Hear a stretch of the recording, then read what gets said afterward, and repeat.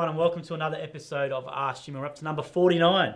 We've nearly made it to 50, so we're getting up there in age. Not too far away. So we've had a lot of stuff going on today. We've been doing a lot of filming outside, which we'll talk about in a minute. We've got some more vouchers to give away tonight. If you were watching on Instagram as well, make sure you leave a comment in there saying you're from on Instagram, and you can get one of these hats there as well. So make sure you do that. So what we're going to do is last week's winner for one of the vouchers, because they liked and they shared the live stream, is Heather Campbell. So we're going to make sure that we give you a voucher. And we had David McDonald and another lady who left a question about education. We were the voucher winners. So make sure you leave a question or a comment tonight. It can be anything, and then you'll be in the draw for a voucher, which we'll announce at the end. So make sure you stay to the end there. So let's get straight into it. So we had some questions that were submitted during the week as well, which we didn't get to. Now the first one is from Aaron Putty, who's actually a franchisee. This is a very poignant question. I don't think he thinks it's having a go, but we'll see what happens. So he's going, Jim, please explain the price survey for us. Do you decide if it goes through as a price complaint, and why can't we see what the customer says? It's pretty unfair to get a price complaint after the customer has agreed to the job going ahead. Being a 4.9, it is really annoying. Well, a price complaint is not a complaint at all. Treated completely differently. It doesn't lower your star rating, and it's not treated as a complaint.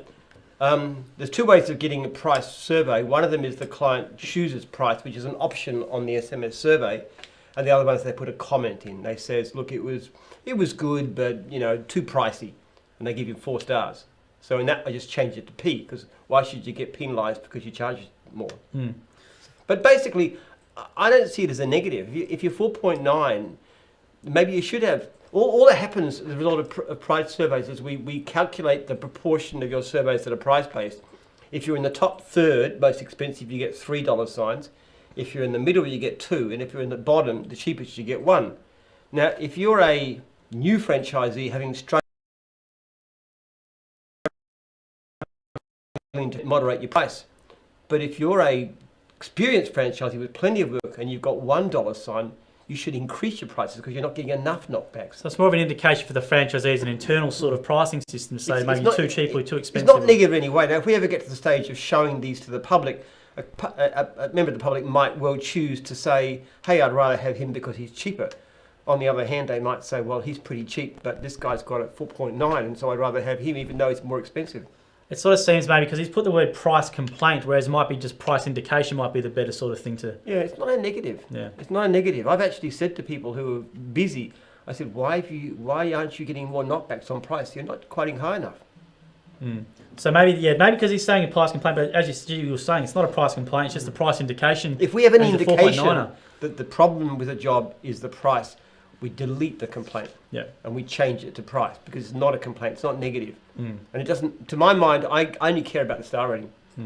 If a guy's got 4.9, I don't care 1, 2 or $3 signs, great operator. Yeah, he's got 4.9, Aaron, and he's been around for a long, long time. I think he's Jim's antennas, Aaron, so maybe... Aaron, you're good. Don't jump worry on there. about it. That's what we like to see. Star rating is good. We're not about charging cheap. Now, before we keep going on, you do have a cough tonight, Jim, a little bit. So It's not a coronavirus. So some people in National today were saying maybe he's got the coronavirus or something like that. But maybe, do you want to touch on the whole disease thing real quickly? Very interesting. A little bit scary, I guess. But one thing people don't realise is that we have had a very good time with disease in recent decades because people are naturally resistant. People think that the reason we get less infectious disease in the past was because of antibiotics and stuff, but in fact, diseases like tuberculosis used to be huge killers in the 19th century, and then they climbed drastically, but most of the decline took place before there was any effective treatments.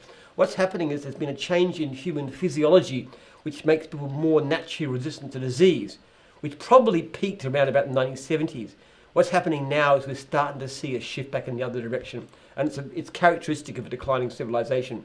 So, for example, in ancient Rome, you had relatively not too much disease, and then 180 AD, you had a terrible epidemic during the reign of Marcus Aurelius, and another really much worse one under Justinian in the 5th century. So, as our physiology changes, disease is going to likely become harder to resist. Unless, of course, we can reverse these changes, which is what we're doing with the research project, in which case, of course, we make people more resistant to disease. And the other problem with disease, which is far more serious, is that genetic engineering has got to the stage where it's quite possible for anybody with some basic knowledge in a lab to go out and create superviruses or bacteria that are uncommonly deadly. And that could be a really big threat. Well, the whole thing for this was development from the was it the Wuhan seafood markets or something, and Yes. done a big expose on it. And But this is a natural disease, and that's happened all through human history. You get diseases coming from animals, like smallpox was originally a cow disease, which evolved to attack humans. And there's many other examples. Most of our diseases are actually from animals originally. So this is keeping on happening. I mean, AIDS came from monkeys. But as I said, genetic engineering makes the whole thing potentially far more serious. They call it genetic engineering the poor man's atom bomb. it's true, it can do a lot of devastation. It's Well- causing a lot of panic around worldwide, isn't it? Well, imagine if you had a disease that even 5% mortality and was easy to spread. If you wanted to attack a country like the United States, you just spread it around the place, easy enough. Just you get agents all over the place, bang, bang, bang, bang, bang. You do it, and the whole economy's in shambles. And even like that's one way. But even the economics, I know back in Warrnambool, there's a lot of, let's say, rock lobsters, right? They can't export anything to China now, which was their one export. Now it's people can't work and all that sort of stuff. So You could cause massive disruption. It'd be so easy to affect the modern economy. We're so interdependent that genetically engineered diseases is a real issue. absolutely. But just to confirm, you do not have the coronavirus. I don't have coronavirus. Just I don't have anything that's genetically engineered either, as far as I know. Actually, what I got is asthma, which got worsened by a cold, I think. Yeah, because we do get asked a lot, because obviously Jim's a little bit older. He's not that old, but when you cough a bit, people sometimes they get concerned. So Yeah, you do have asthma. It is always asthma with that one. Yeah, I've got asthma, easily controllable, but. So we've got a few people tuning in now, which is great, which is Haydar saying big numbers, watch it, keep it up, which is great. Haydar's, I think, off to Cyprus today watching, which is awesome. Sharon Connell as well is tuned in, and a few other people who always tune in every week leaving comments, which is great. Another one I want to get to before we get to the comments in the live feed right now, that was left last week. This is a really poignant question because we're filming all day today, which is why I'm bloody sunburned on half my face, and I know Jake behind the camera's a bit red. Jason Smith was on the fencing page and said, love the progress on the solar trailers. Is there any thought of trialling them with fencing, seeing as we use battery-powered tools for the majority of our business? Oh, we'd love to. Yeah, sure. They do a fencing trailer now, and they're going to make it. I remember speaking to the guy who made the original one today. Fencing trailers are sort of like that, though, aren't they? No, they're going to change to the similar to the mowing ones now. Really? Yeah. They're going to have the same amount of things on the side. It can do the same sort of setup with the battery and the chargers. So I was talking to Mal, who made the trailer today, so it can be done. Why can't we just have a design done? Absolutely. I'm happy with it. If there's the demand. Sorry, who was this? This was Jason Smith from Jim's Fencing. Jason, just contact me. Send me an email, jim@jims.net, and I'll get in touch with the factory, and we'll get some designs done. And if you want to order one, you can have one. Yeah? Because It's not bad. well, battery-powered equipment is fine. Yep. It's good. I've used a battery-powered chainsaw. Today we had a lot of content with Jim doing this. It's going to be out soon. Yeah. So the equipment is fine. The problem is the charging thing. Yep. So there's no reason why we can't do a slight redesign of the mowing trailer, take off the cage at the front presumably, Yeah, that's the only difference they were saying, yeah. and adapt it for fencing. And Jason, you could be the first. Well, absolutely. So the answer is yes, it can be done for fencing, and I know Bayswater Custom Trailers do them. Because the hard part's already been done. Yeah. The whole design of the charging stations Correct. and the battery, the big battery that holds it, and the solar panel on the roof, and the Anderson plug which fits into the car, that's all been done. It's the same design. So adapting for fencing can be nothing. All we need to know is the size of the trailer. That's correct. I can have it made for you in the next couple of weeks. Gee whiz, there you go, Jason. Not a bad offer. Have a couple of weeks. And mate. you can be, and when you've done it, we want you to be the guinea pig. We want to be able to come and trial it with you. Well, that'd be great. Everyone says it's always about mowing. No, we've got to do the other division. So fencing would be a good one actually to have It'll that. probably cost around about 10 grand to do the whole setup, just to give you an idea. The trailer, Yes. if it's similar to mowing, Correct. it's about $10,000. That's the trailer, the battery, everything, and you'll need obviously the equipment itself.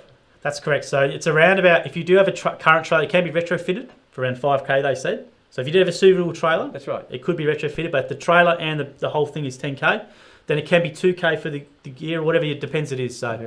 it's a really good one. The savings and the reduced wear on your body, all that sort of stuff. And you held this stuff today. It was really light, wasn't it? It's good. I love Yeah. battery powered stuff. I really enjoy using it. I've never liked petrol mowers very much. They're very noisy and smelly and vibrations and Yeah. just always giving trouble. So I think battery powered stuff is fantastic. Now we're up to around 95 viewers watching out right now, which is great. So if you're the first time watching this, is Ask Jim. So leave a comment or question. Now I'm going to go and order as much as I can from people. So people saying hi and stuff. Thanks for watching and letting us know. So I'm going to go from the start. So Ali just asked. This is Ali Saradir. What did you eat for breakfast, Jim? Oatmeal and a bit of fruit. Oatmeal and a bit of fruit. Very healthy, come on. Very healthy man. You know, one of the greatest breakthroughs I ever made was learning that you could make oatmeal in a rice cooker. Yes. It's really, really easy. I put 4 spoonfuls of oatmeal. I put about 1 1/4 mugs of water, because I like it fairly thick. Yep. Handful of sultanas, a little bit of salt. Put it in, put the thing down. 10 minutes later, you're ready oatmeal. And you can watch Jim make that himself. He actually shows you on the day in life. Yeah, I recommend it. Very healthy. There we go. So if someone weighs... I might be ugly, but I'm not fat. Now, Jim's got a very low body fat. He's a lot more body fat than me. I wish I had the body fat of Jim. I'd be going all right. Well, you got to start eating oatmeal for breakfast. What do you eat for breakfast? I have nothing. I fast until 12, and I have That's not good. have a coffee. No, breakfast is the most important meal of the day. No, intermittent fasting. No, it's our wives. No, it's a... Give up your dinner. No, don't agree. Don't agree with it. 8-hour window, intermittent fasting, 12 to 8. That's it. Science is telling that way. No, because the food that you have at the beginning of the day, your body uses. What you put on at the end of the day stays there. You just pushed me in the gut. That's it. Yeah, well, I wish it wasn't as jiggly as what you just did then, but yeah, I'll probably have to listen to that. So thanks for that question there. And let's go to Wade's one now. So he goes, when are you creating the one true church of Jim?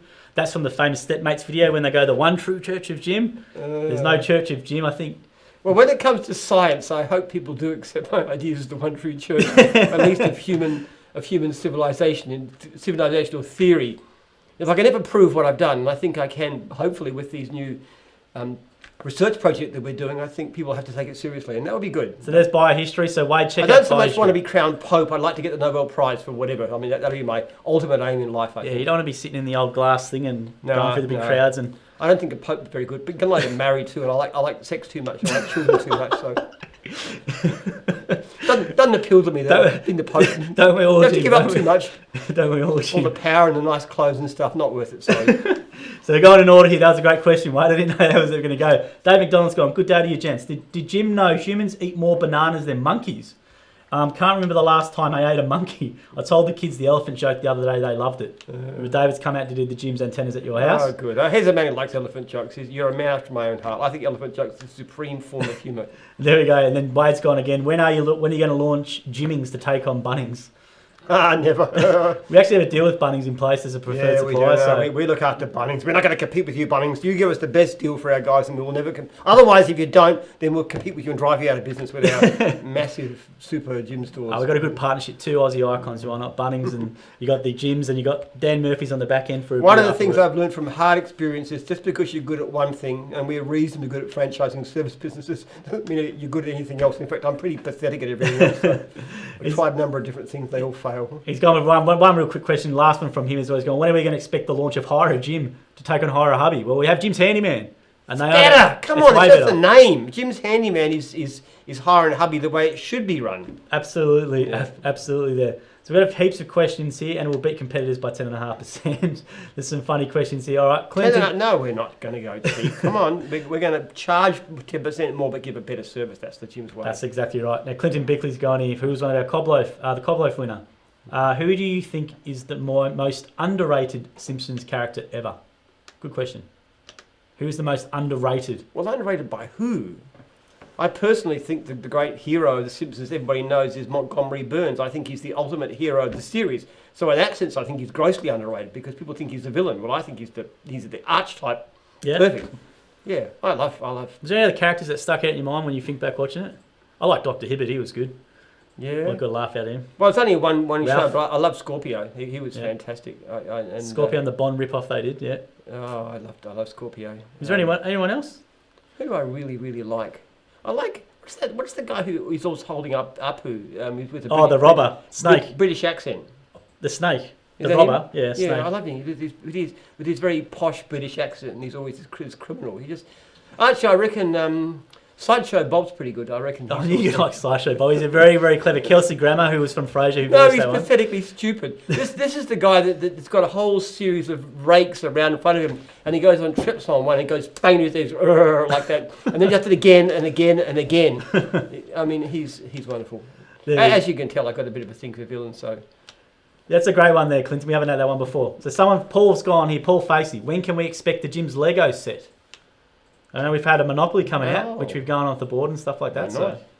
So see how Jim's monopoly goes. I wouldn't mind. Jim's Lego. I don't know how you would get. Maybe I'm sure there's people who do custom Legos. Maybe. Do they? It'd be pretty. Actually, it wouldn't be a bad deal. You could have a whole house. You could have all the services on there, couldn't you? Someone walking the dog, someone cleaning. You could have mowing. You could have everything.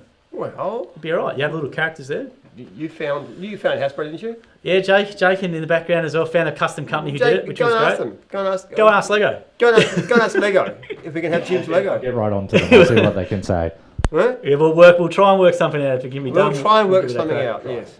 So we did have another suggestion from Paul last week about. We're going to have Jim's colouring very shortly. We actually do already. We have our In fact, they've first started design. on the design. The first design is Jim, which is the caricature of me, Yep. obviously, like that one, mowing a lawn. And so we're going to do a series of ones of different divisions and then make them available to kids to put colouring in. That's correct. So we had an idea during the week from a franchisee, and Jim goes, "Joel, we'll get this on this and whatever." Yeah, so we done. He just emailed about 2 days ago. Yeah. He said, I'll do it. It's a good idea. So the boys. I get great stuff from franchisees. They email me out of the blue about anything, and then great idea. So the boys whipped up a design, and we'll make them available on gyms.net as well, and for franchisees to give to their customers and their kids. And we're going to run a The easiest way, competition. because there's not much cost to it. You just got to go and print it out on ordinary paper, and you can dish it out to the children of your clients. And we'll run a It's comp a real for it as great well. cheap giveaway. Well, it's going to work for every division. So we're going to do one for each division. So we've got mowing, we're going to do cleaning, work our way down in terms of numbers. Dog wash should be good, and we'll work our way down there. Yeah, why not? It has a little branding on there, and we'll run a competition eventually. Once enough of them get out there, Yes. they can run it and they can upload it, and we can do some And stuff. they can best colouring, Absolutely. Whatever. My colouring would be no good, so not entering that one there. So members tune in and see Go from Blind Cleaning Yeah. I think Blinds. we might try and restrict it to children somehow. We should be able to put an age limit on it. Eric Jurgens has gone, your asthma could be worse with all of the smoke that has been around. Does the smoke affect it? Could be. Actually, I never thought about that. You could be right. Yeah. Yeah. It's a really nasty attack. I'm okay. I'm physically all right. It's just, I just have a bit of trouble with exertion, making of oxygen. So I didn't think about that, but it's a good, Might be. a good thought, Eric. It could be. It could be. Now, Greg Breslin's gone, when is there going to be a Jim's Gym? This comes up every second week. We've got to leave it because he left it. Yeah, well, it's What's the update? It's got permission for the council, probably about mid-year. Mid-year. About mid-year. Okay. Yeah. You Just know what? looking for the building I'm permit looking now. forward to that. It's going to save me a lot of money. Oh, yeah. I need to get into it according to you anyway. I've got to lose the kegs. Oh, yeah. Well, I won't say any more about that, but yes. We've got Jim's personal training as well Start starting. eating February. oatmeal for breakfast and don't eat dinner. Don't eat dinner. There we go. We've got Jim's personal And training starting up. vegetables. Vegetables, yeah. You know, when I go to work, I'm on my farm, I eat a diet which is, I have a little tiny slab of like a chicken schnitzel or something like that. Very, very small, one slice of bread and the rest is fruit and vegetables. I just eat that when I'm at the farm. You'd be very, very healthy And diet. it's really good. All organic too as well. And I get quite hungry because I work hard, so it's, yes, it's good. That's very true. All right. And then we've got a few here. Hey, Jim, is it this is as you golf with this fella. I don't know if you know this one, but I'm going to ask it. You put it in here. Victor Bravo. Hey, Jim, is it better to hit a power fade or a light draw with your driver? Better not to play golf, waste of time. play racquetball or squash, much better exercise. Needs to get you outside. What really bugs me is people go and play golf and they use golf carts and they drive from one.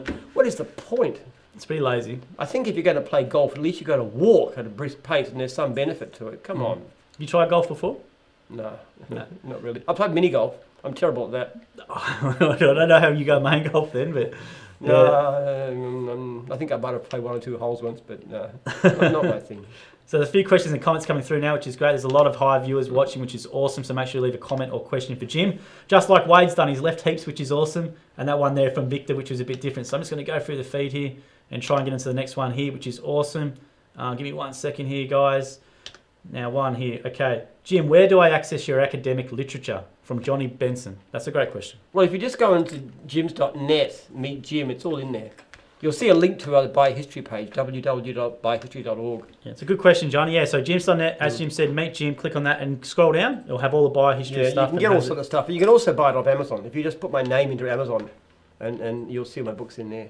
Absolutely. Someone here's Dave Schultz gone Jim's And weddings. it's pretty cheap too, even on Amazon, because I put the price down to the minimum they'd allow. Well, you just want people to obviously Yeah, consume the I content. want right? people to read it. I don't want to make money out of it. Well, I'd love to make money out of it, but I'd rather they read it. But as you said, it's picked up a lot of steam, picking up way more steam as it's been going, hasn't it? So I was talking to this guy from Israel, and he's Yeah. got this beautifully, really well-thumbed book of biohistory, the academic version, and we're really hoping to have a Jerusalem answer to Davos sometime later on this year, which would be fantastic. The Jerusalem, what is it? So just to explain for people watching maybe what that is. Well, Davos is where all the internationalists, people who believe in not having any culture or anything at all, everybody's the same. Right. And the Jerusalem would be a kind of answer to that, believing in national values and traditions and so forth, and traditional religion, particularly Christianity and Judaism and so forth.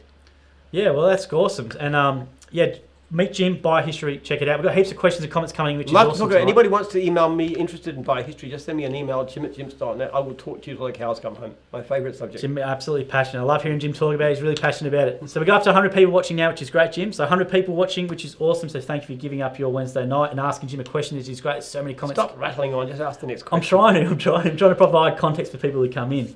Okay, so something about Jim's insurance. Some feedback from Jim's mowing. Phil Abel, I just want to give some great feedback from Jim's insurance. Had my mower stolen 2 weekends ago from a trailer, and Helen at Jim's Insurance is sorted out by Monday night. Yes. Which is great. Helen's a gun. She is good. She's great. And the Adrian's good. And one of the things they are is very, very fast. The only complaint sometimes is that we pay claims sometimes so fast that maybe we don't do enough investigation of possibly dodgy claims. But when a franchisee is off the road with no equipment and not making any money, I mean, you can just go bust in a week if insurance company doesn't pay out. Especially like spring as well, when you can make we really, really work on paying claims blindingly fast. That is the aim. Well, they have claims authority, which is very unusual for most brokers, so they can approve it overnight if you provide all the documentation. We had one complaint about a franchisee who rang me actually to say his claim had been unfairly held up.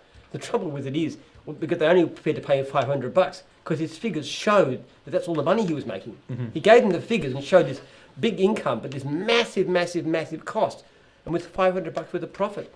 The trouble is, that's what he told the underwriter. So how can we argue with that? Some insurance advice: if you do take out income protection policies of personal accident, make sure you can prove what you actually earn on paper. Yes. If you do tax minimisation, you just be prepared to not get. I know a lot of people, unfortunately, and not without my advice, they actually take a lot of cash and they just pocket it and they live off that, which has real problems with it. I mean, apart from the fact it's illegal and you can get audited in various ways.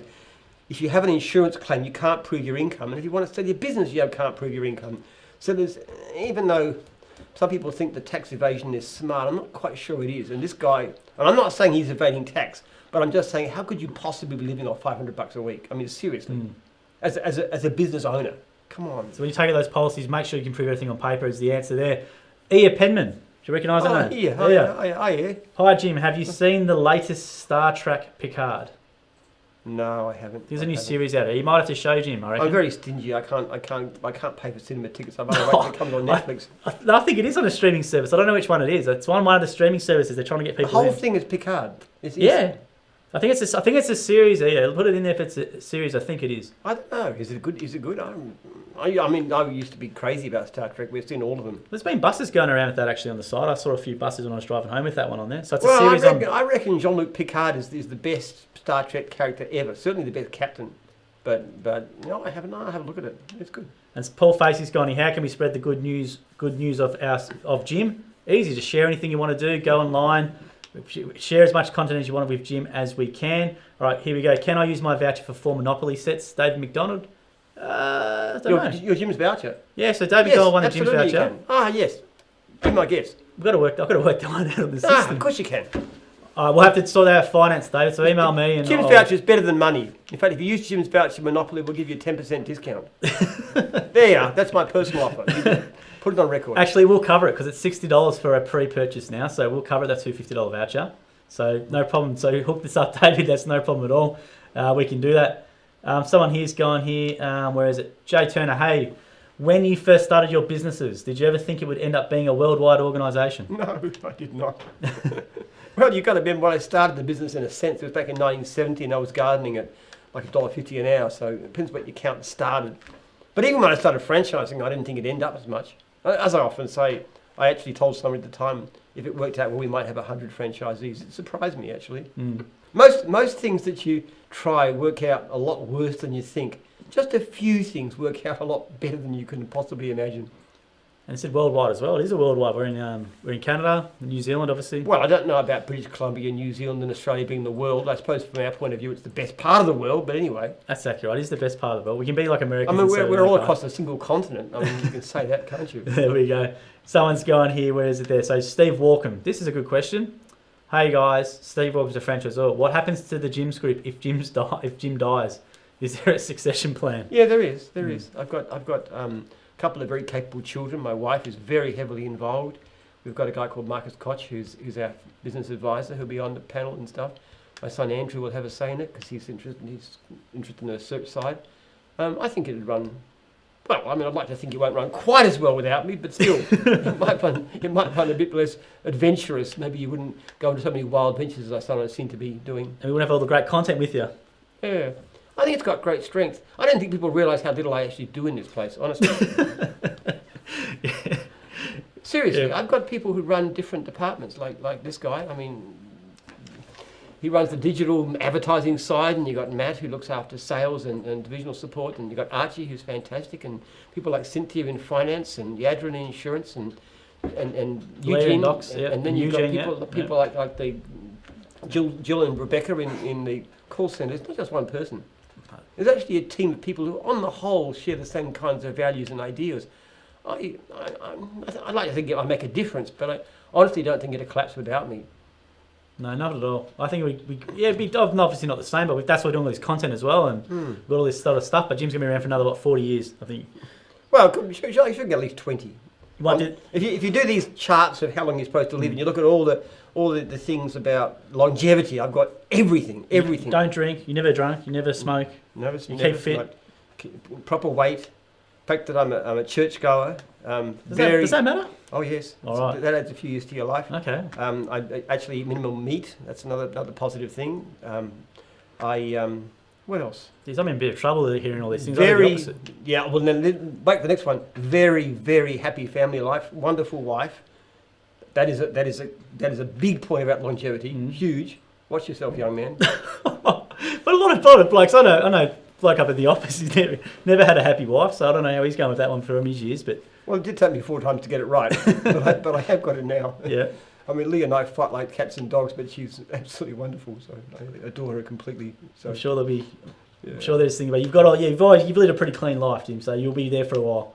Well, happy life. I've got a very happy life. Wife, happy life. And I got a job I enjoy. I love. That's a very important thing. And I got a sense of purpose, which is to do with Jim's, but also to do with my research.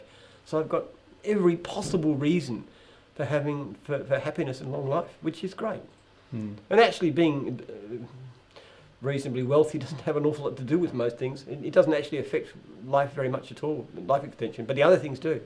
That's true. Now, from Jim's cleaning, this was another. I'm going to get to a few questions real quickly. So. From Jim Penman, Justin McAphone, the best advice on how to make a marriage last. Best advice on how to make a marriage last. Good question. I like that one. Married the right woman. Yeah. After having 3 failures, I don't know if I'm much of an expert in such things. But you married Lee very quickly, didn't you? So you found the right woman, you went bang, you snapped it up. Yeah, well, I was too crazy to think straight. I was so besotted. I could have made another bad decision, but I had to make the best one of my life. My best advice. I'm not best person to give advice on it. Go to church, find God. I mean, honestly, it's quite striking actually. I have a group that we meet every second Tuesday of Lee calls my church buddies, and we just share and we discuss and we talk about God's leading. We pray together and support each other and stuff. But it's striking how many of them have very happy marriages. Much more than you find in the general community, because we're all committed Christians, and it does help a lot. My best advice is don't get married, based on some of the blokes up in the office and all the troubles they have sometimes. So we got one particular chap, I won't mention his name, who is actually fantastic, right? Because he doesn't want to go home. He's here to the house. Yeah, no, it does exactly. So in that sense, I think unhappy marriages can be very good for Jim's. It'd be very good for a workplace, exactly. But still, if he manages to get everything sorted out and be happy, I'd be happy for him. There we go. So there's a quick. We never mind people who have babies and stuff in Jim's, because family is always more important.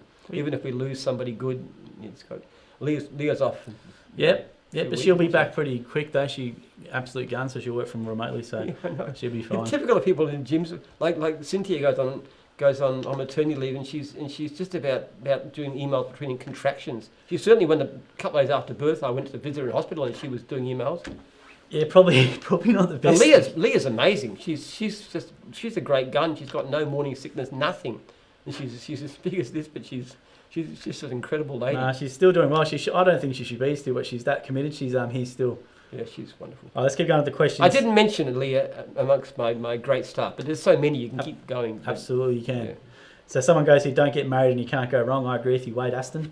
From Jim's Cleaning, Rhonda Floyd. What's the weirdest advice you have ever been given in life? What's the weirdest advice you have ever been given in life? The weirdest advice? I don't know. I'd probably just forget about it, wouldn't I? True. But what's something maybe strange that stuck with you? I don't know. That's not your common sort of stuff. Weirdest advice. My mother always used to complain I was too thin, and I said, "Mum, I'm the right weight for my height. Thank you very much. I don't want to get fat just to make good look better in your eyes."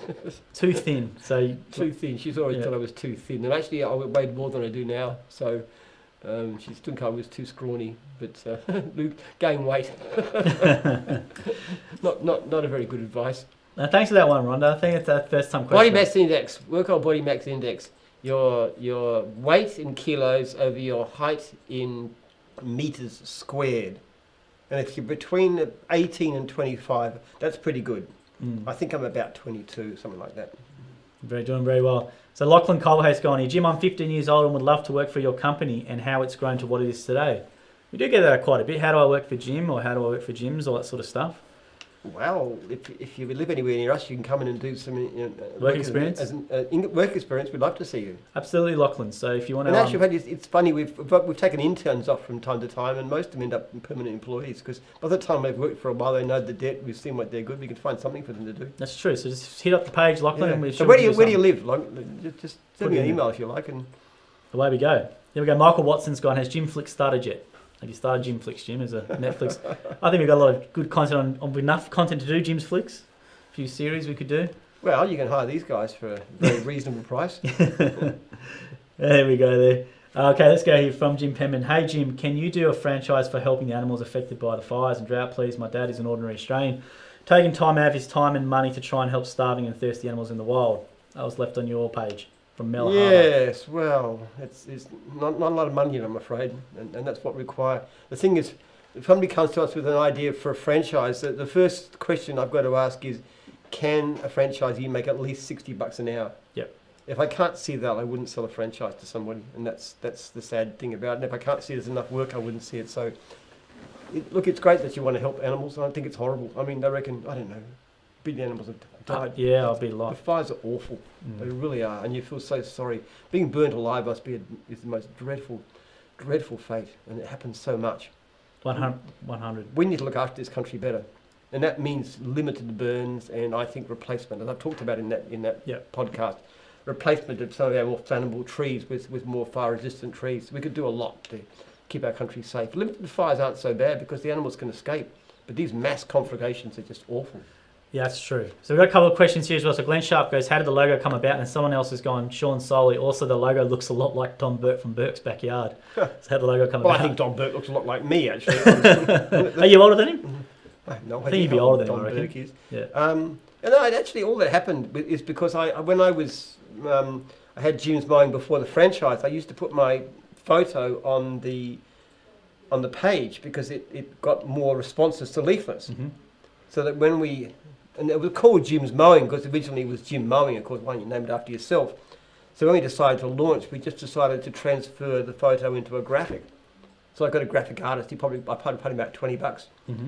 Tried some different lettering on it, and that was the first logo. $20. There you go. I don't know how much it was. It wasn't much. And I'm very stingy. What a good ROI. $20 for that logo, and what it would be worth in isolation now as an IP? Yeah, we sort of modified the old version. You can actually see if you look at if you Google images Jim Penman, you'll see a picture of me against the old looking logo, which is very grim, like this. Yeah. Very old and grim looking, and that was the actual picture that they took the new logo from. But I don't know how much it cost.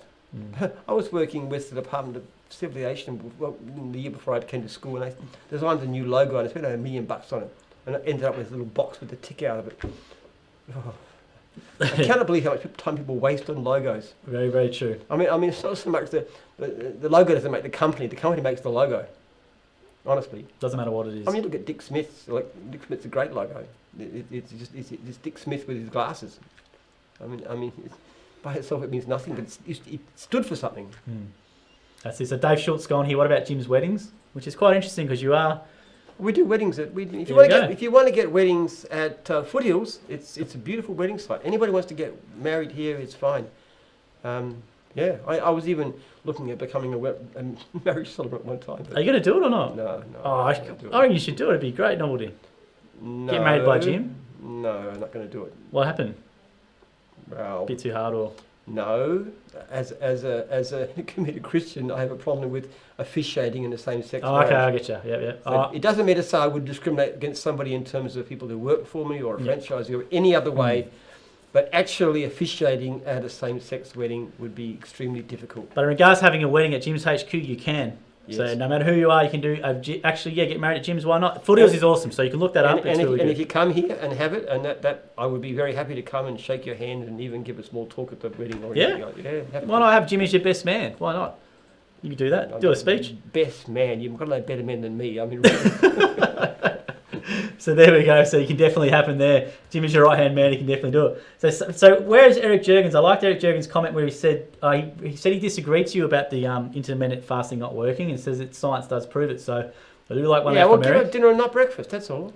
No, you're right. If you restrict your eating to certain hours of the day, then it's better, for sure, and you have more time spent fasting. But you shouldn't give up breakfast.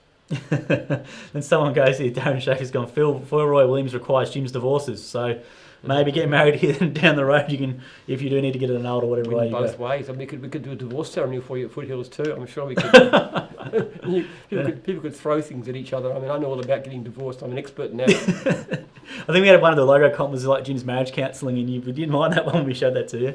It was all right. Yeah, well, as long as I don't get involved, because I don't think I'd be much advice. But you can get married at Jim's HQ. So we did a video about Big 2 of the group. If you go to the YouTube channel or Facebook about that, you can see it's a really good, lovely facility. I don't know what you say about weddings, honestly. I mean, I am the most disastrous person. Imagine 3 women could not stand to live with me, and I end up with the happiest marriage you could possibly imagine. How does that figure? Well, you got it right on the 4th crack. That's all that matters, isn't it? Sometimes God decided to take pity on me. I don't know why. So there we go. From Jim's cleaning, Christy's gone, hi Jim, how many knockbacks did you have to go through and get back off before you made it? What was the most challenging? Any advice for your adults that want to start their own business? Learn from the best. I don't know what you mean by a knockback. I just, obviously along the way in business, you just get so many things going wrong, and it's not just again and again and again. Even in the last 6 months, we get all kinds of things happening and going wrong, and mistakes and errors, and I guess it's not so much about how many knockbacks you get as how you react to them. And what we find is that people get discouraged and they give up, whether they give up actually or give up trying. I guess one of the few things about me that's fairly positive in a business sense is that I'm very difficult to discourage. I mean, the worst thing that goes wrong, and Lee just gets so upset about it and everything. I said, don't worry, it's happened in the past. Okay, what do we do tomorrow? What do you do now? I just don't dwell on it. Try and learn from it, but I don't get down about it. It just happened. That's it. Move on. Next thing. She always says I'm like one of those things with the... those wacky tube men at the front of a car yard and you hit it back and it keeps going. I'm bouncing back. I'm just like that. I just don't get discouraged. One thing I always know what I'm here for. I know what I'm living for. I'm living for my research, I'm living for my family, I'm living for Jim's. I've got a sense of purpose in my life. So when something goes wrong, you put it in context. What happens to me doesn't really matter. What happens to things I care about? So that's a great question there. That was from Christy as well. That's a really good question. It's actually one of the major things. When they were, this study I've referred before in Togo, when they looked at how to be successful, they found psychological counselling, and one of the things they mentioned was how to cope with disappointment. If you let disappointment, you will always have things go badly in business. Things will always go wrong. Never, ever, ever think it's always going to be smooth sailing. But what do you do? And I get franchisees approaching me all the time about problems with complaints and stuff. And the response I really like is somebody might write to me and say, well, I like this complaint taken off. And I said, well, did you follow up the phone call with a text? And I said, well, they said, well, no, I didn't. Okay, I said, okay, well, you made a mistake again, will you? And they said, no, thank you for that. I will learn from that and do better. That is the kind of response. I don't really mind the fact that they made a mistake. what's really good is that they actually were prepared to learn from it. And the fault of the system, it's your fault, it's my franchisor, it's the clients, it's never my fault because they never change. So always learn from what you've done, do better, and recognise. And I always say one of the greatest virtues you can have in business is humility and resilience. So there we go. That's a great one there, Christy. Really good question as well. Love that one. So Enver Bagrianic from Blind Cleaning Repairs has gone, does Jim believe in climate change? There seems to be quite a few people who don't. Oh, of course I do. I think you have to be an idiot. Sorry, I mean, I'm not trying to insult people who might be flat earthers or whatever. But of course it is. How can you possibly be doubling the levels of carbon dioxide in the air and not causing an effect on climate? Look what happened to Venus, for heaven's sake. And that's basically, it's hotter than Mercury because of carbon dioxide.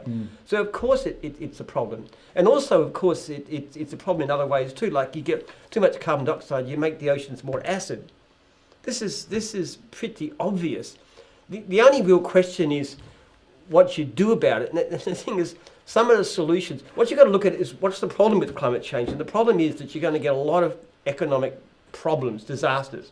For example, if the ice caps melt, a country like Bangladesh is going to be half underwater, which is a disaster on an unimaginable scale.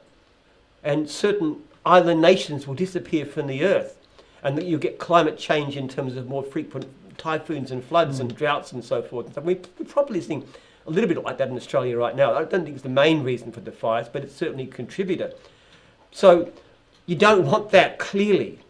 But you've got to take effect. But the problem with it is, if to avoid that much of a problem from natural disasters to people, and cost in terms of human lives, you cause that much of a problem in cost in terms of the economic damage you do, say, for example, shutting down the whole coal production, you're actually worse off. What you've got to do is to balance the two, so to work out how to get controlled climate change in a way that doesn't actually impoverish people too much. Because the thing is people are getting worldwide, especially poor people, are getting better off. The rates of poverty are dropping. We don't want to lose that. So yes, let's deal with it. Let's do it in a practical way. But the thing that really bugs me about it is that they don't do the most practical things, which is like a carbon tax, and redistributed to everybody so that it's not unfair to poorer people, a really heavy carbon tax. Instead they do stupid things like subsidising solar panels, which nobody should ever do. So it's kind of like, yes, I absolutely believe it's a problem, but there's better ways of doing it. We did a podcast on it. So we have actually, yeah. So that's a good question. You can search that one as well, Jim on climate change on YouTube, and they'll come up as well. Wade Aston's gone, since we're talking about marriaging, will Jim ever do a matchmaking service? And they've just punched him through heaps of suggestions. Jimda, plenty of Jim, all this sort of stuff. Actually, I think we should do one for our franchisees. We get all the good-looking guys out there who are women too, of course. If they Jim Wants a Wife. It's a new TV series. You have Farmer Wants a Wife, Jim Wants a Wife. Not Jim, but the Jim's franchisee wants a wife. But I think matchmaking. I'd love to see some of my franchisees. I mean, look, ladies, they're a great potential. There's this prejudice these days against men who have manual jobs, but somebody who's got like a lot of money. Yeah, the ballers. More than most people with PhDs, Absolutely. Quite frankly. They're making hundreds of thousands of dollars a year. If you know, ladies, single ladies out there, if you know a single guy who's got a good Jim's franchise, go and grab him. Come on, he's got a great business head. Must give good customer service, or he wouldn't stay with us. That's it. I think that's what we should do. We should match up our unmarried. There's an untapped world there of the Jim's successful franchisees. There is a great market there, a great potential market there for. They're the catch. So Liam Keogh's gone here. Liam Keogh, I think he's a first-time viewer, but he's a 16-year franchisee. 16 years as a Jim's franchisee. Wow, what advice do you have for developing one's business? Question mark. There's so much, Leon. Obviously, you've got to give great customer service and never be satisfied with that. And otherwise, just every day, look at different ways to improve what you do. Try to do better. The biggest difference between franchisees who are good and those who are not so good is that the first ones are always saying, how can I do this better? And you don't have to be particularly brilliant or good-looking or hard-working or anything. I mean, look at me, okay? I've got 1,000 reasons I should have failed.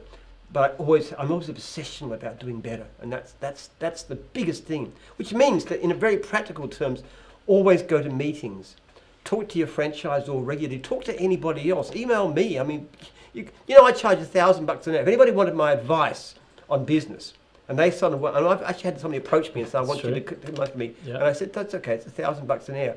To you, it's free. You can ring me anytime, you can email me anytime you ask my advice. I'm your personal mentor for business success. And I talk to franchisees all the time about business. I'm always giving advice. Some of it might be quite good. So, yes.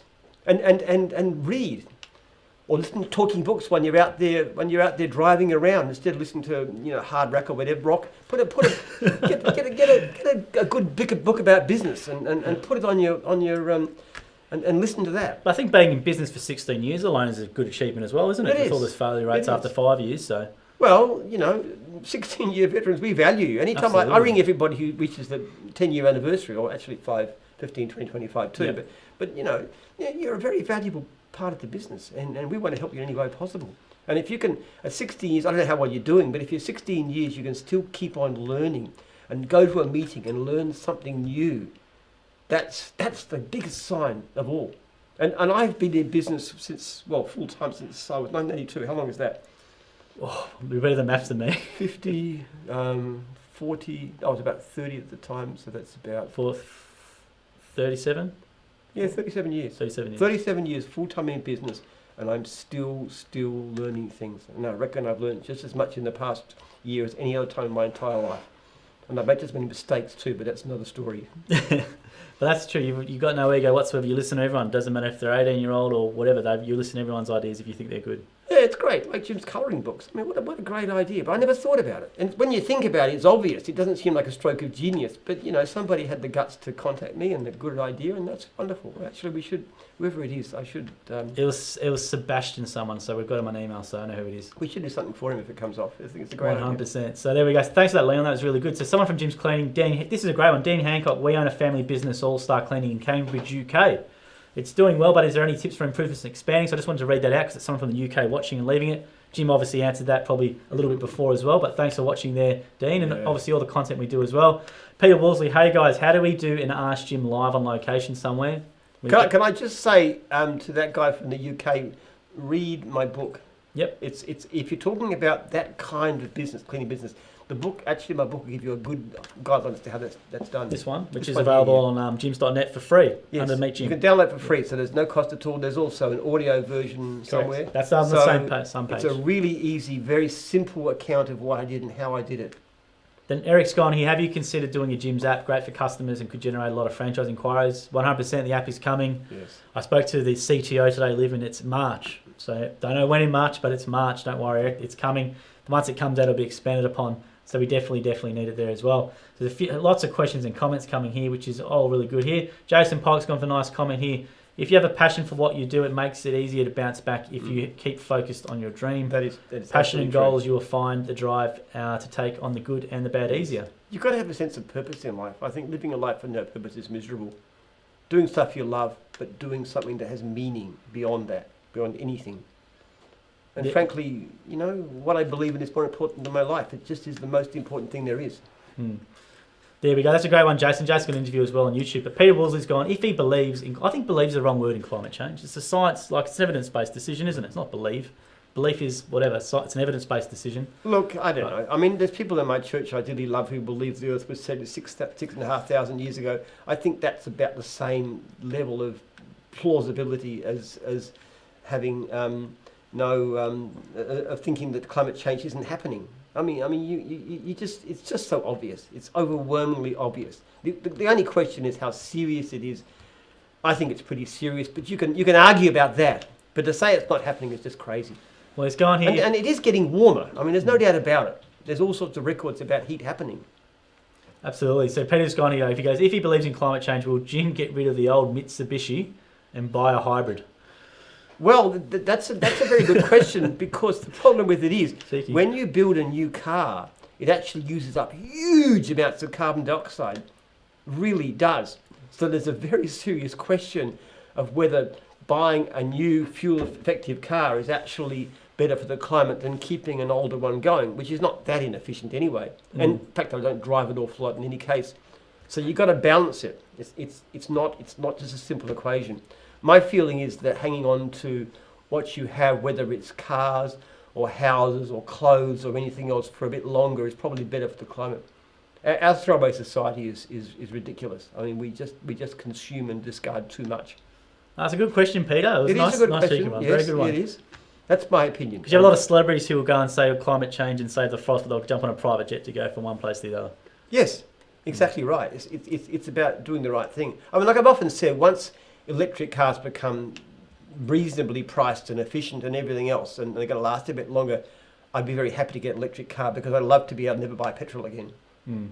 And we've got a great deal with BP for petrol. If anybody in franchise doesn't know, I use it all the time. But at the same time, I'd be very happy never to go inside a petrol station again. If I could charge my car and run my car on solar panels of self-generated power, I would really like to do that. I think in that way it would be good for the environment. Well, there's a little experiment for Mal. Maybe do the old Ego retrofit, put the solar panel on the top and do the Ego batteries in there and see if you can actually power up your I think I know the answer to that one. I'm not going to go very far. Yeah, but thanks for that one there. And he's also gone here, Peter Woolsey's gone, do you do Ask Jim on location? We've done it once on location, which was out at the cleaning office, which was cool. Yeah. Jim's Cleaning HQ. It comes if people ask us, so if there's a divisional people who ask us. Yeah, look, we have thought of going to somewhere like even Geelong or Ballarat or somewhere, and if there was a Chamber of Commerce or something, we'd be happy to do it, actually. Yeah, sure. Absolutely, and the boys are shaking their head in the background because they've got to take all the Just gear. don't ask me to go on an airplane. I really, really hate planes. No private jets. Now, Jason, not even a public jet, not in anything. Not in anything. I just hate planes. Though actually now, it used to be I was just hated them for the sake of hating them. Now I hate them because they cause climate change. That's the excuse now, isn't it? You say you don't fly because you're trying to save the environment, isn't it? I'm saving the planet. That's the new one. That's why I won't move from here. Yeah. How admirable when you decline the request to go into state after saving the planet or refuse to do You it. can be virtuous and also you can be a coward as well. It's wonderful. So there's some absolute great questions and comments coming in tonight, guys, which is great. So we're going to get, this is a nice comment from Jason Pollock. This is regarding to the dating stuff. So I'm trying to catch up because there's so many. He goes, isn't that encouraging gold diggers, Jim? Going for the people that make lots of money. When you talked about going for a Jim's franchisees because they make lots of money.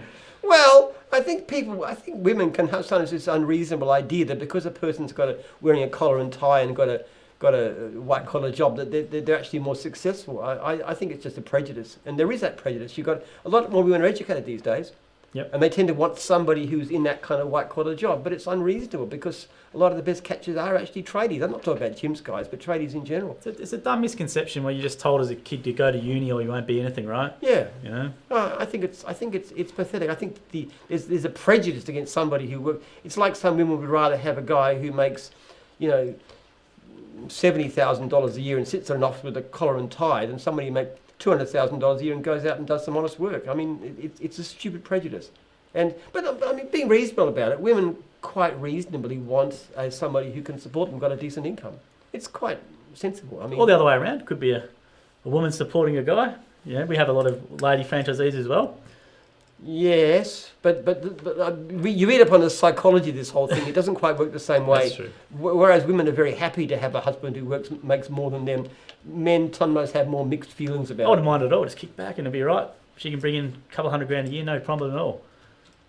I had to pay that. So Kai Sweeney. I don't think I'm going to respond to that one. We'll leave it there. So Kai Sweeney's gone. If Jim's a thing, I would work out every single day. So you can, because Jim's Gym is happening, which is Jim's personal training. Well, if you are a staff member here, or if you're a franchisee who lives nearby or anything, you're welcome to use it. It's not open to the public, only open in house. That's our family, our people. But Jim's personal training out in the road, 1st of February. There's a mobile gym which is coming around. Yes. So Peter Woolsey's gone for this is a specific question we haven't had before. Hey Jim, with all your mowing expertise, have you come across some decent snipper cord that would last bloody longer? So maybe struggling with snipper cord. No, I don't know anything about what's going on in those areas recently. What about the one today? How would you reckon that would go? The one with the Ego. I don't know how good the cord is. I didn't do much cutting of grass. No. But I mean, I find snipper cord a wonderful invention. It does fine. Obviously, you've got to cheap. A lot of the biggest thing is having the head of the thing in a way that makes it easy to rethread it. True. And the Ego ones have a nice sort of system. Other ones I've seen are terrible. They're really hard to use. So the Ego stuff, Pete, is the battery powered stuff, which we've done a video of Jim today, which will be out hopefully next week, and you can see that one. Now, Eric Jurgens has gone, you should consider doing a location Ask Jim in one of the fire effective areas to help stimulate the economy there. I don't know if it would stimulate the economy, Eric.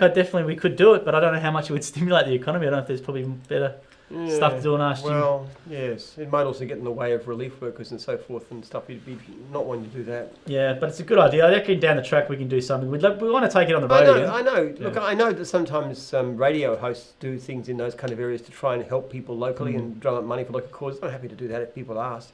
There's a lot of invitation. I mean, I'm not a great fan of travel in general, but if there was a good reason for it. If there was somebody who wanted us to support, I mean, obviously mental health is a particular passion of mine. If there was some way we could do something at a place that would support mental health, I'd be very open to that. Yeah, so sort of Beyond Blue stuff. I know their offices are in inner city Melbourne, so we could do something like that. Or if there just anything worthwhile. I mean, where we hold it doesn't really matter. The questions can still come in, but it's nice to have a live audience. Actually, I reckon it goes down well. Absolutely. Well, it does. We've got the live audience next week, so let's maybe tell them about that. We're doing next week. We have training next week, Yep. And if you are a franchisee, it'll be Wednesday night though. Back to Wednesday night. Yeah, we're going to do it Wednesday night, and if you are a training coming to training, Ask Jim is done in the live audience, and we've had some ripping questions. I still remember that last one from the last one, which is the first question. And even members of the public are welcome to come in. We start at 7 o'clock, but we have a franchisee dinner at 6. So if you want to come, you can come for dinner at 6. Just pay $25 at the door or something like that. And if you are a current franchisee, you can come as well. We've had that. Of course, if you're a franchisee, you're welcome to come as well. So we've had people who come who think about buying a franchise come along and sit there, and they can meet Jim at the end. Yeah. So if you want to meet Jim, it's just at Marul Bark, which is at Foothills. They'll be next week at 7 o'clock. We'd love to have people come and get to know us. Come along and I'll say hello to you, shake my hand and whatever. You can have a selfie. People like that kind of stuff. Yeah, that's true. Dave Schultz has gone. Jim's meet up for froths, I think, for Williams. You can have beers there, but Jim won't drink. You might have a tea with your... I think you don't have tea. It's hot chocolate. Chocolate, so you can have a hot chocolate with your Dave. But if you do come along, my favourite drink is soy wham. It's soy milk and hot water. That is delicious. Soy milk and hot water. You cannot beat that. I would not swap that for a beer or anything. Anything that soy milk and hot water. Really nice taste. Fair dinkum. Yeah. Well, there we go. But you can have one of those with him, Dave, if you come along next week. I'll have a soy wham with you while you have your beer. There you go, a soy wham with Jim. That wouldn't be too bad at all. But if you want to you can have soy wham too if you like. I mean, I'm not fussy. I don't mind sharing. We can get some soy milk for you. And Eric's away with the fires next week, so Eric does actually help in the CFA, like a lot of franchisees do. So a lot of our people do, and congratulations. Anybody who's helping with the fires is fantastic. It's amazing how many of our franchisees are such great people. They're really out doing community service. I get it all the time.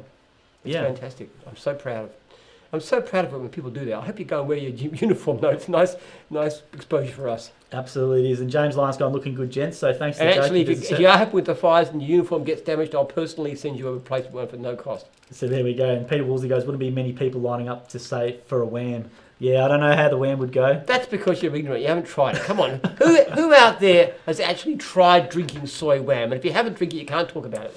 Yeah, that's true. That's fair enough. You've got to give it a go once. That is true. You can give it a go once. But if you do come next week, guys, you can do it. So what we're going to do now is give away these vouchers, all right? So I've written down a couple which I thought were really good. I like Christy's question. Chris, which was the one which was about getting knocked back down, how you kept going, all that sort of stuff. Resilience, very important. Which was absolutely really good. And Dave McDonald's gone, sorry, real quickly. Jim had a chocolate with me and it was great. Now I'm working on filling Lake Air. So Dave McDonald, do you have a hot chocolate with you? So you can have a hot chocolate with Jim. He's filling Lake Air with what? Now I'm working on filling Lake Air. I don't know. Don't know what he's doing. Maybe tell us there, Dave, what you're doing. A very bad case of urinary incontinence somehow. Maybe I don't think there's that much water in a hot chocolate that you could fill Lake Air with it. He just drank a lot, but he had a great chat with Jim for a long time, didn't he, when he came there? He got some photos. So it's a great chance if you want to meet Jim and get a book signed. I would love to fill Lake Air with water again. That's in the podcast we did on vegetation and climate change and stuff. That's very, very true. So if you make sure you go to YouTube to down the podcast. And I thought the other one I thought was good. I wrote down Justine as well, which was on another question, or Leon. I thought Leon, 16-year franchisee. Well, I can't go wrong with that. Yeah, good. I think Leon, because he asked, what can I do to get better after 16 years, which is pretty... if you start getting that question after 16 years, Leon, you're going to get better. So those two people have $250 Jim's Group vouchers. So what I'll do is which can also be used to buy Jim's Monopoly. Yeah, so let's learn that right now. So and also any Jim's product as well. Any Jim's product you want, it's all good. Well, if you want to buy some merch or whatever it is, I guess we can do that and sort out finance. We do have a bunch of stuff available on gyms.net. So, and obviously those people left comments saying them from Instagram. I'm going to DM you. Your books, yeah, well, we give some books away. All right, I know who I'm going to give these books to. There was a bloke called Wade who's left the most comments in Jim's live history. I reckon Wade, I think, has left 20 questions or comments tonight. Wow. So Wade, you're going to get this one, which is the Jim's autobiography, and you're going to have it signed as well. So that's going to be Wade Aston. To Wade? All right, absolutely, to Wade, W-A-D-E.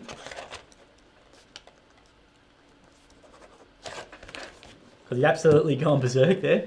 I like Peter Worsley because Peter Worsley was asking lots of comments and questions and a bit more obscure as well. He had a bit of a crack about the about driving the Mitsubishi. You should get a hybrid. I like that. It's a good question. It's a good question. That's my answer. But if somebody was to show me that I was better for the environment, I'd consider it. Yeah, so there we go. Those books as well you can buy online as well. And Jim's biohistory book, which is all about his science and all that sort of stuff, which is on YouTube as well and on jims.net.